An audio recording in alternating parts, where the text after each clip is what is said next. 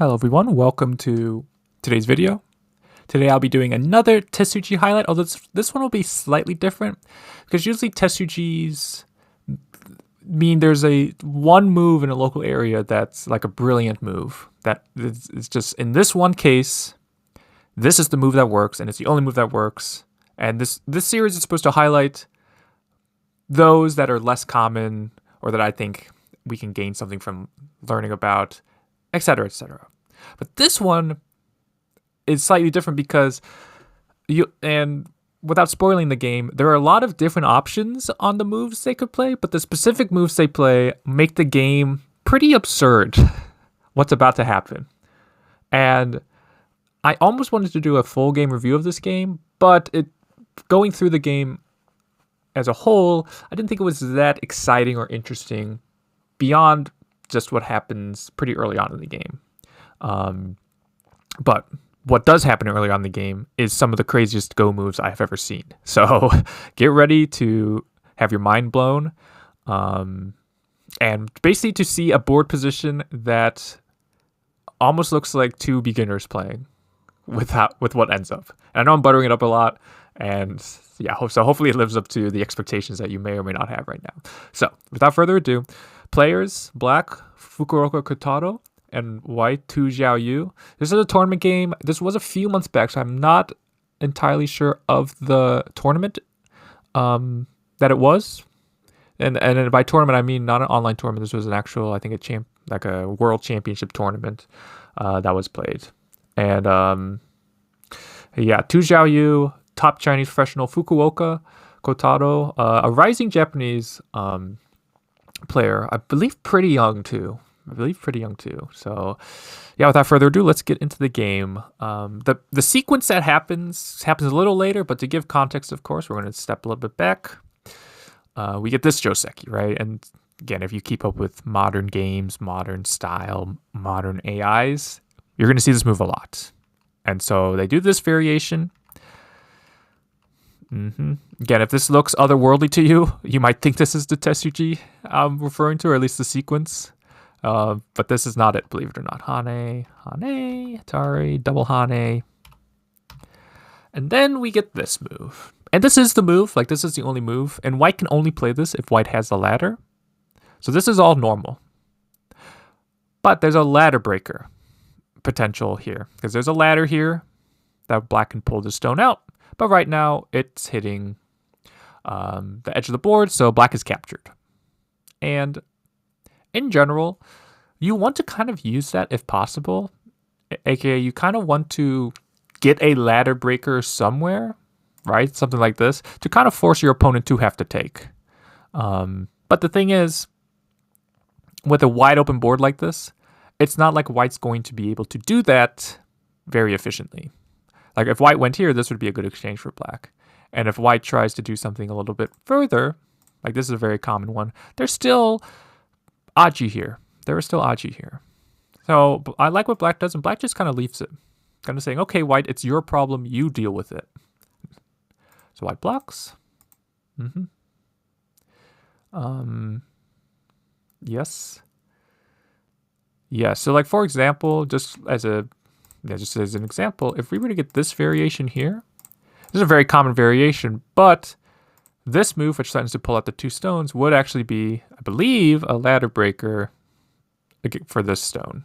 So this is kind of what I mean. Like black was patient to see how white played, whereas if black made this exchange somehow, right? Say black just here, white took, or white fixes, and then you did this. Well, now white could do this if white wanted, and now there's no ladder breaker, right? Or at least not one on this side of the board. So that's why I kind of like black just kind of leaving it for now. But we get this. Black pushes. Once again, white doesn't want to be too aggressive because of the ladder. White goes there, and then white plays there. Yep. It's a big move, and it is a continuation for white there in the corner. But then the fun begins, because that ladder is still looming. And again, if we imagine white doesn't answer it, like this doesn't fix the ladder, I'm pretty sure. Yeah. You could see losing these two stones, or because these are cutting stones, which I guess most ladders are cutting stones, but regardless, both sides are very weak for white. this group of 8 stones here is very weak, and these 2 stones are very weak. So yeah, it's not like white can fight here, and you can just see it's not going to be very good for white. So that's why this ladder is so important. So, and again, I could say, where do you think black's going to play? But there are so many options that, unfortunately, no audience participation in this video. This is more just grab your popcorn and enjoy the ride that is the next half dozen moves or so.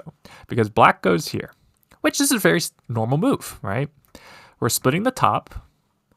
We're separating P17 from the upper left and ladder breaker, right? If white ignores, it's going to hit our stone here.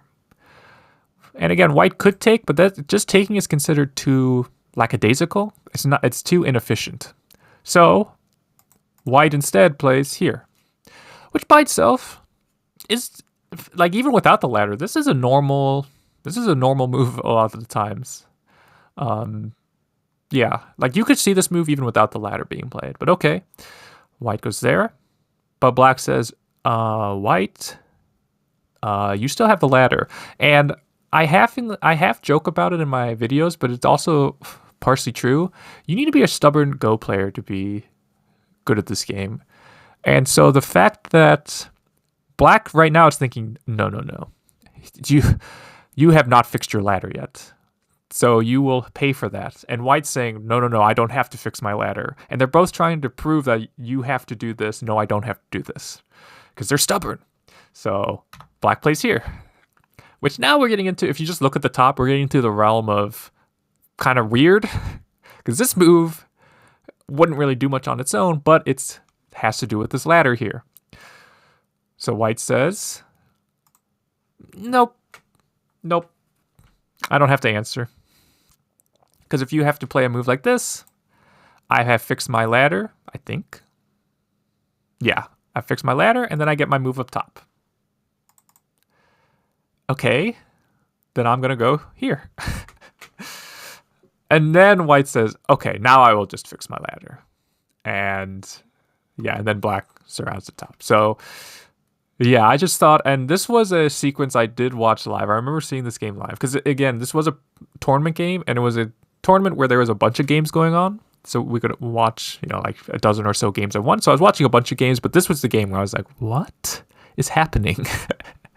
What is happening? So yeah, and then white attaches here. So if you just look up top, you might think like, what is going on? But it had to do with this ladder. But yeah, this is why I like Go, because there's so much freedom in Go, and moves that might be bad in a lot of cases could be good in other cases. So I just love this sequence, starting with this move, which starts off, it's almost, each move gets crazier and crazier, right? Like this move is normal. Okay, this isn't so much. Okay, now we're in the realm of make-believe, and then black goes here, so, and then white attaches. So yeah, I didn't want to do a full video or full review of this game, but yeah, I thought, yeah, look at this result here. Pretty crazy. And then white clamps. Yeah, look at that shape. Look at that shape there. Yeah, pretty cool though. Pretty cool. So I hope all you watching got as much enjoyment out of this game, or at least the sequence here, as I did, because again, this looked so fun to me. Yeah. So yeah, I hope you all enjoyed the video. Please let me know in the comments. I guess not if you saw the moves themselves. Again, if I had like said it here, like, oh, where do you think black played? There's 100 different moves. And again, Tesuji means there's only one move that works, but black could have played this. Black could have done something like this, right? So there's a lot of moves here. That's why it's technically not a Tesuji, but don't tell anyone. We're gonna put it in that playlist anyways. So yeah, let me know in the comments then if you enjoyed this sequence of moves. Let me know in the comments if you enjoyed this sequence of moves. And yeah, I'll see you all in the next video.